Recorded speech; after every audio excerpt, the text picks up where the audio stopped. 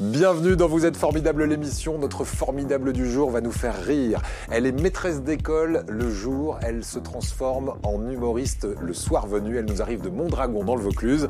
Notre invitée, c'est Bénédicte Bousquet.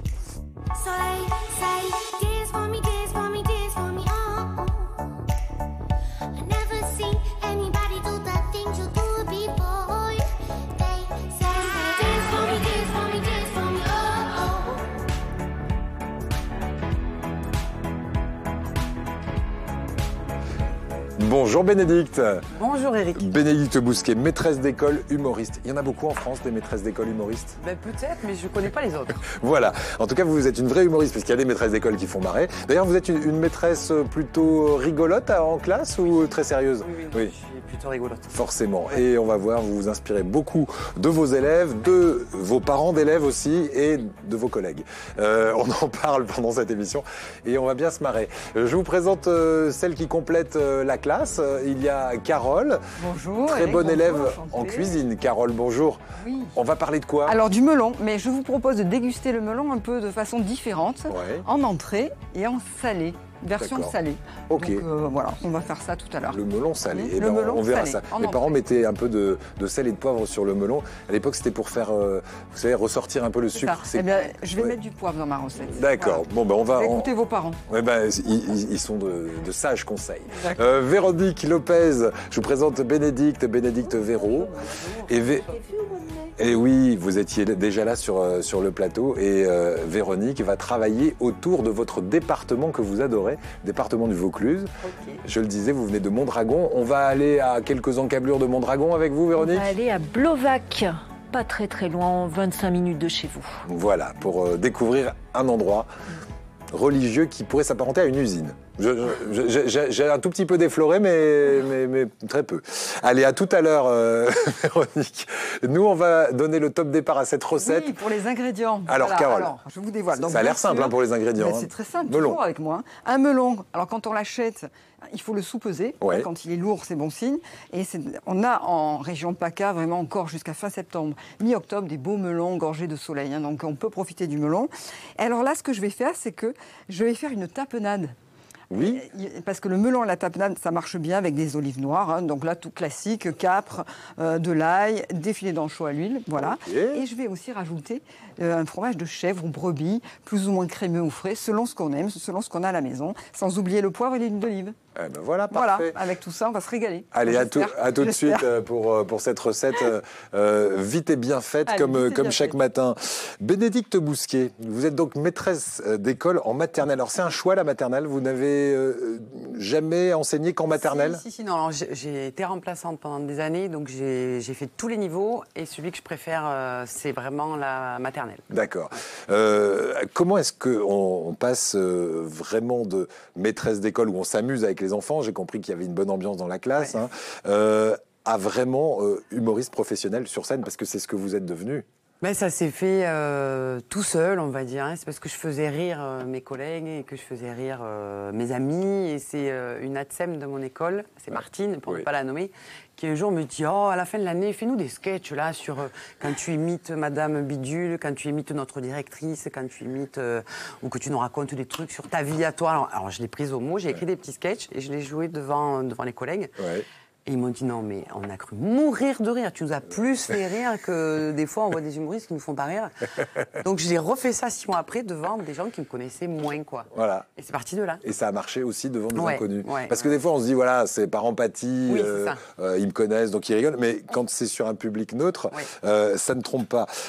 À quoi ressemble votre quotidien aujourd'hui, qui se partage vraiment entre celui d'une maîtresse d'école, d'une maman que vous êtes, et puis aussi d'une humoriste, parce que ça fait un agenda qui est très, très serré. Ouais. Vous faites des tournées dans toute la France aujourd'hui. Ouais, tout à fait. Alors, bon, j'ai l'impression d'être un peu schizo, quoi. Je suis en classe de 8h de 8h30 à 16h30, je suis dans ma classe, je fais que ça. Mais entre midi et 2, je vais passer un coup de fil avec le théâtre de l'autre bout de la France, envoyer vite par mail un dossier de presse, une affiche, poster des affiches à la poste. Je reviens, je suis maîtresse. Ouais. Le soir, je suis maman avec mon ado qui a des devoirs à vrai. faire et qui a besoin de sa maman. L'ado qu'on verra tout à l'heure, parce que vous le mettez à contribution sur votre chaîne YouTube. Oui. Et donc, en fait, j'ai l'impression d'être tout le temps, d'avoir plusieurs cerveaux, en fait. Et quand je joue, que je pars le week-end, à 16h30, je prends la voiture, je prends mes quelques accessoires. Ouais.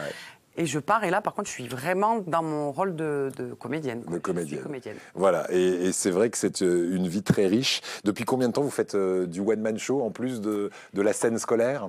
Mon premier festival d'Avignon, c'était en 2017, donc c'est là que tout s'est enchaîné. Donc ça fait 5 ans que j'ai un bon rythme. Ouais. Un bon rythme. Alors, avec déjà 2 spectacles au compteur. Oui. Le premier, c'était D'école et moi.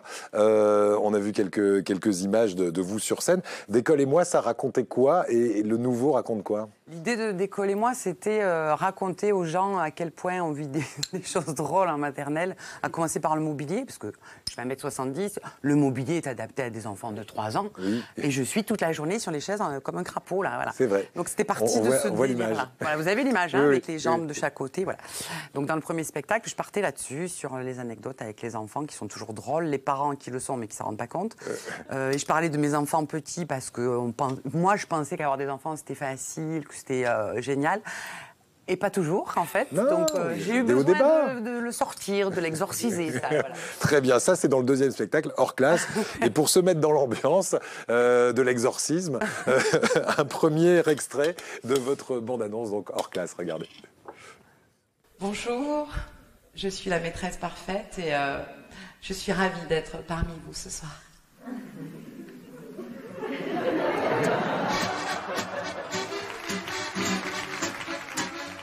Maîtresse, c'est quand qu'on goûte? Encore? Mais tu penses qu'à bouffer, toi? C'est pas possible. Maîtresse, j'ai envie de faire pipi, c'est pressé. Vite, il faut que oh, ben on va retourner aux toilettes. C'est la 4e fois de la journée. Alors des fois, on a des mamans trop, juste trop. Hé, maman Bousquet! Excusez-nous, on n'est pas venus ce matin, hein, la vérité, on dormait. Oui, hier, on a fait l'anniversaire du grand. On était 40 dans l'appartement. 18 ans, ça se fait, hein. Du coup, je suis fracassée, moi, hein. Je vous l'ai ramené, vous le mettez à la sieste, vous emmerdera pas. Je suis resté qu'un enfant, j'aurais grandi trop vite. Ah non, mais vous faites le pont? Ah non, mais déjà, de base, vous foutez rien. Vous en foutez pas une rame, quoi. Et là, vous faites le pont? Et nous, qu'on travaille vraiment, on fait quoi des gosses, quoi? Ça, c'est vrai. Ça, c'est vraiment une histoire vraie. Ah oui. Ça. On vous l'a verbalisé parce que c'est vrai que quand on ne fait pas ce métier, souvent, on peut le dire en famille ou le penser. Là, on vous l'a dit directement. Mais ça, on le pense trop. Non, mais c'est vrai que c'est un boulot à part entière. Alors, mais c'est quelque chose qui revient souvent. Et on me l'a déjà dit, des parents outrés parce qu'on faisait le pont de l'Ascension. Je sais pas quoi, mais je leur dis, mais c'est pas de ma faute. C'est le calendrier de l'éducation nationale. Oui, c'est pas à moi. Enfin bon, après, je suis contente de partir vendredi. Mais bon. Et elle sous-entendait qu'elle avait un vrai métier. Oui. Non, puis déjà, c'est un scandale parce que vous avez la matière là et tout ça. Vous avez qu'à piquer ce que vous disent les parents. Il n'y a pas de boulot derrière. En fait, hein. Si, il y a eu de la réécriture quand même. Et je ne cite personne. Personne ne se reconnaît. C'est vrai? Il n'y a pas un parent ou un collègue qui est venu vous dire, là, c'est moi? Non, alors les collègues reconnaissent les parents dont je parle. Et les parents, ils reconnaissent les autres parents. Ouais, on ne se reconnaît jamais soi. Mais oui, c'est trop gros. Bien sûr que Mme Bousquet, bien sûr que je ne me suis pas reconnu. Les autres, voilà.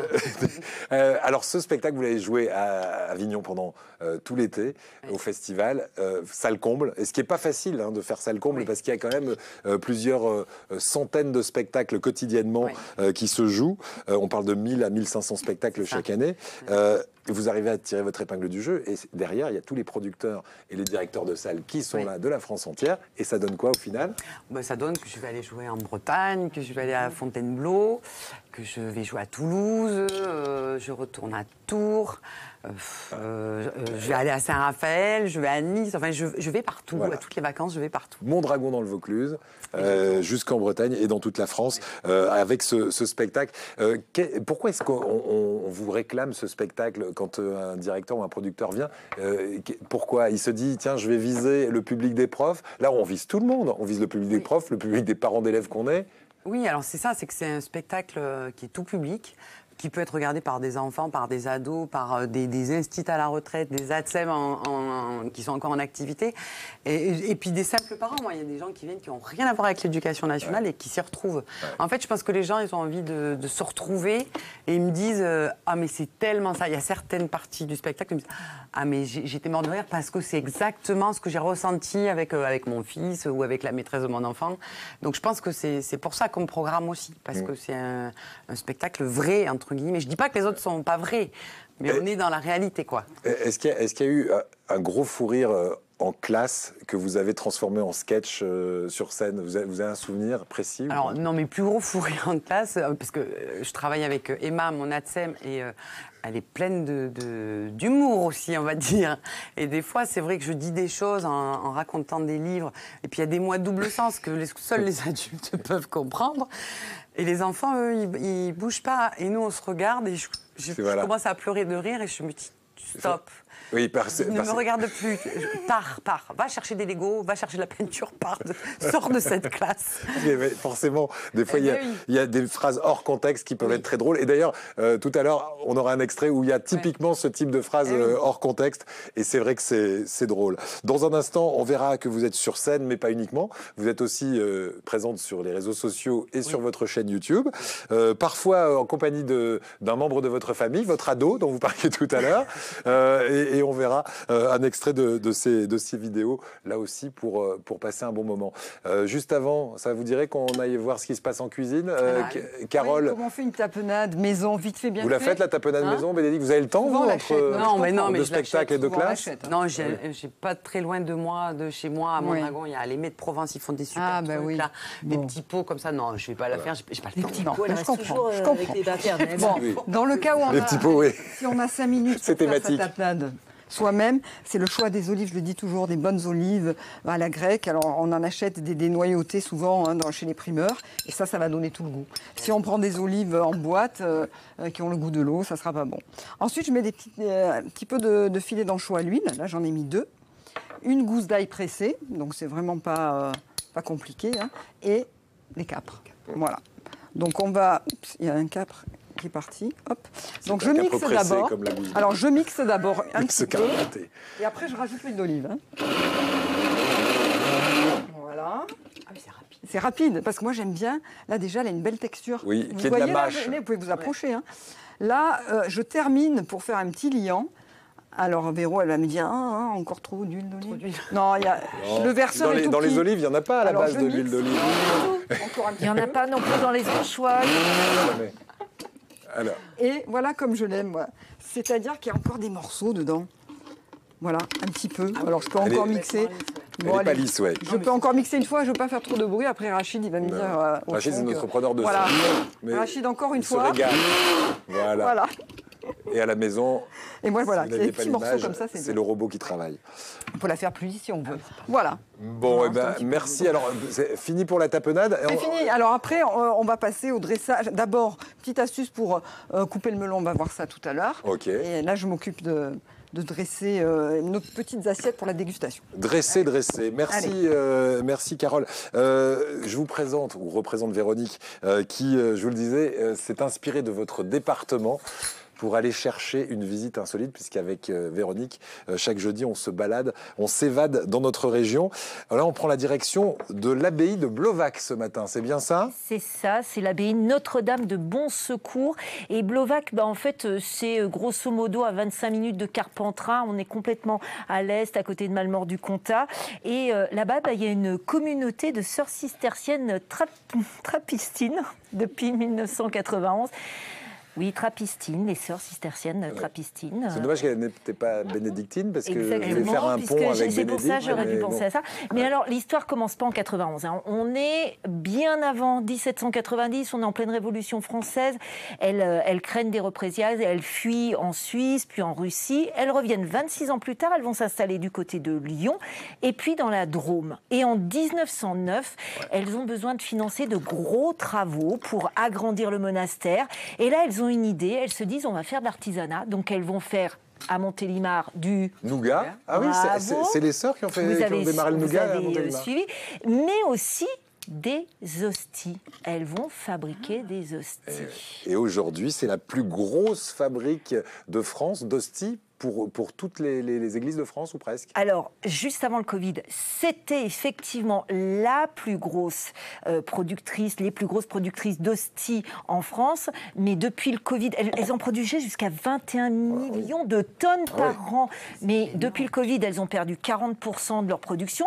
Mais comme elles font partie de l'ordre de Saint-Benoît, et l'ordre de Saint-Benoît, c'est prier, travailler, eh ben, elles ont des idées derrière la tête. Elles se sont dit, allez, en plus du nougat, en plus de la guimauve, je vous conseille à la lavande, elle est à tomber par terre, eh ben, on va faire autre chose, on va faire toujours les hosties, mais elles font donc des produits de cosmétiques à base, notamment pour les jambes lourdes, de marron d'Inde, d'huile essentielle de lavandin, et elles font aussi des oreillers en plumettes d'oie.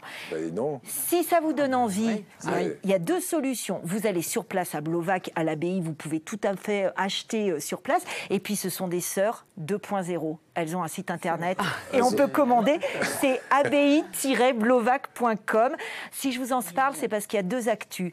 Demain, le 23 septembre, elles vont fêter l'anniversaire de la bénédiction de leur église qu'elles ont construite. Donc, elles fêtent ça le 23 septembre. Et surtout, le 2 octobre, l'abbaye se met sur son 31. Petit jeu de mots, parce que ça fait 31 ans qu'elles sont à Blovac. Et donc, il va y avoir une messe avec l'évêque d'Avignon qui sera présent à 10h45. Mais surtout, il y a un concert gratuit dans l'église à 16h avec un chœur d'Aix-en-Provence. Et ils vont jouer le Dixit de Vivaldi, magnifique, je vous le conseille. L'abbaye de Blovac. Vous connaissiez l'abbaye de Blovac? Ah non, mais du tout. Non, et ben voilà. Et ben c'est en Vaucluse. Ça fait envie. Et c'est pas très loin de Carpentras, hein, c'est ça? Mais non, c'est 25 minutes. Ok, alors on va... déjà, on vous a bluffé, là je suis content. On va changer de département, on va aller dans le mien. Tiens, on va partir dans les Alpes-Maritimes avec une autre idée patrimoine. Véro, après les pierres de l'abbaye, on va parler du verre de Biot, parce qu'il y a un super festival international de verriers et on va voir de très belles images. Et c'est Beautiful. C'est Beautiful. Évidemment.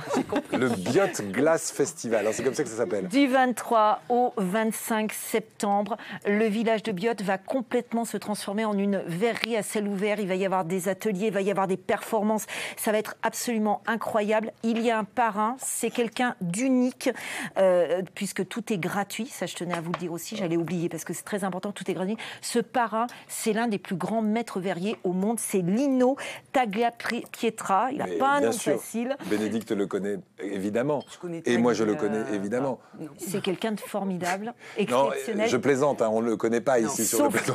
Sauf qu'en fait, vous avez entendu parler du verre de Murano à Venise. Bah, c'est un des plus grands maîtres là-bas. Voilà. Il n'y a personne au-dessus. Il y aura d'autres maîtres verriers qui vont venir, qui sont aussi de ce niveau-là. Il y a David Walter, Julie Legrand. Ils vont faire des pièces à 4-6 mains. Donc ça, c'est incroyable. On pourra voir ça. Il y a 8 expos pour voir tout ce qui se passe en matière de verrerie actuellement dans le monde.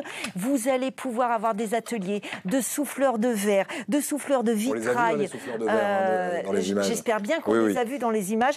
Et puis, il y a quelque chose d'incroyable. Il y a Jean-Paul Van Liet qui va montrer pour la première fois au monde, parce que ça n'est jamais sorti de ses ateliers, des verres qu'il a fait pour la NASA. Des pièces en verre uniquement pour la NASA, et vous allez pouvoir voir ça. Ça, c'est incroyable. Vous avez un souffleur... C'est pour boire Non, des pièces en verre. D'accord, des pièces mécaniques. Des pièces qu'il a faites pour la NASA. Mais non. Et puis, vous allez avoir aussi quelque chose d'incroyable. Il y aura un souffleur de sucre. Alors, vous allez me dire du sucre. Oui, d'accord. Du sucre filé, Et alors, c'est le frère du jumeau d'un souffleur de verre de Biot. Donc c'est formidable. Il y a aussi 2 choses incroyables pour terminer. Il y aura 2 concerts. Le premier concert à 17h30 à l'église Sainte-Marie-Madeleine, c'est samedi. Écoutez bien, on va entendre de l'harmonica en verre. De l'harmonica en verre. C'est unique. Et ça existe, il y en a 2 ou 3 au monde. Et puis plus tard le soir à 20h30, dans le jardin Frédéric Mistal, là cette fois c'est Glass and Rock, Glass and Fire, il y aura du rock avec des jonglages de feu. Et demain soir, pour démarrer, un défilé de robes en vert. Mais oui, c'est le Biot International Glass Festival du 23 au 25 septembre. C'est incroyable, allez-y. Biot, c'est quand même un village, ville et métier d'art. Oui, eh ben, écoutez, allez-y, parce que même le village vaut le détour, village médiéval. Merci beaucoup pour ces idées sorties à la fois à Blovac dans le Vaucluse et à Biot dans les Alpes-Maritimes. On va retourner dans un instant à l'actualité de Bénédicte. Juste avant, ça y est, c'est dressé. Allez. Alors c'est dressé, maintenant on va faire avec la participation de Bénédicte. Je vais vous montrer, vous allez suivre pas à pas mes gestes pour préparer un melon de la façon la plus simple. Pour moi, c'est vraiment la plus simple. Donc vous allez utiliser la base du couteau. On se tient bien droit. Nous, on est à l'affût. Et vous allez couper. On coupe les deux extrémités. On est d'accord? Et ensuite, Bénédicte, on va poser le melon droit. Et là, toujours avec la base du couteau, on va suivre l'ovale. Voilà, on va suivre le mouvement, la forme du melon. On appuie un petit peu. Et là, ouais, mais elle s'en sort très très bien. Très bien. Et moi, je trouve que c'est vraiment, on n'arrive pas, on gaspille pas normalement vos 10 doigts, de chair. Oui, c'est ça. C'est pas mal. Oh, je peux jouer sans les doigts. Véro, vous savez faire ça, pour compter, je sais. Ah oui, là par contre, non. Mais on est sur 1 et 2, là. Ah oui, non. Voilà. Cette période de l'année. Bon, après, ici, souvent, voilà, moi, j'arrange un petit peu à la fin. J'ai 60 bon, ces melons. J'aurais jamais pensé à faire ça. Moi, je trouve que c'est vraiment pratique. Oui, moi j'imagine ça avec les maternelles, ça doit être exceptionnel. Non. Puis avec un couteau en plastique, ça marcherait pas bien. On a fait du jus de raisin, nous, la semaine Voilà, dernière. et après, je le coupe en deux. Tac. Et on n'a plus qu'à enlever. Il est vachement plus long. On enlève les pépins et après on fait les tranches comme j'ai fait là. Voilà. Excellent. Merci beaucoup. Je suis presque. Carole, terminez tranquillement votre melon, Bénédicte, pendant ce temps-là. Allez, on va se replonger dans l'ambiance de votre spectacle hors classe. Prochainement en tournée, ce sera 22 et 23 octobre à Nice, par exemple, au Théâtre de l'Impasse, à Aix, le 2 novembre au Théâtre de la Fontaine d'Argent. Regardez, on parlait d'expression d'enfant tout à l'heure.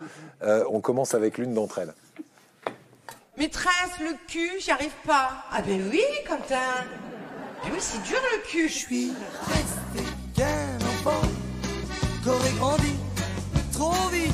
On n'empêche que l'adolescence chez les harengs, je sais pas comment ça se passe, mais pour nous, c'est le pire moment de la vie. Ouais. Ah ben surtout celle des parents. Mais enfin, comment voulez-vous survivre en distanciel à une séance de SVT sur la respiration de la moule? Repeindre sa chambre, j'attends que ça. C'est mon fils Maracaille, il est temps qu'il s'en aille. Wow. Qu'est-ce que vous mettez sur votre peau? L'Oréal Revitalift première ride.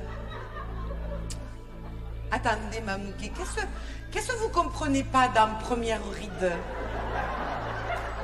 Ah, ils sont poétiques en plus, hein. Grâce à eux, les poules picolent. Le temps s'écroule. Et sur le panda mignon, on y danse tous en rond. Merci. Le panda mignon, on y danse tous en rond, c'était... Sur le coup, j'ai rien compris. Le panda mignon. Ah, mais c'est des vrais... Je dis le panda mignon, mais qu'est-ce qu'il raconte? Et comme il dit, on y danse tous en rond, je dis, mon Dieu, il veut dire le panda mignon, le panda mignon. Oui, c'est... C'est une jolie chanson enfantine. Oui. Vous connaissez pas? Alors, vous parliez aussi de votre ado dans ce spectacle et on vient à votre actualité sur les réseaux sociaux et votre chaîne YouTube où vous mettez à contribution le vôtre. Il a quel âge? Il a 14 ans et demi, il tient au demi. D'accord. Et il s'appelle comment ce Amaury. Amaury. Il est vraiment comme on va le voir dans la vidéo là. Oui. Il ressemble à beaucoup d'ados finalement. Oui. Alors voilà les œuvres de maman et de son ado Amaury. Regardez. Doudou, je t'ai acheté un nouveau short pour le sport. Ouais, il est super beau. T'es content?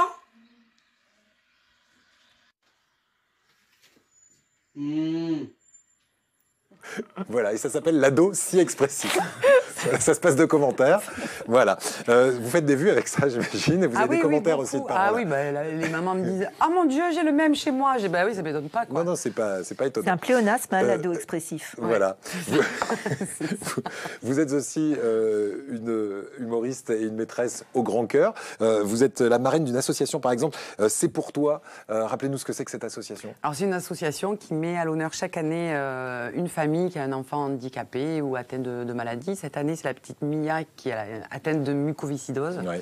Donc, toutes les actions qu'ils mènent pendant l'année permettent de récolter des fonds. Et en novembre, ils remettent un chèque à la famille. Parce qu'avoir un enfant handicapé, il faut savoir que ça coûte très cher, en fait.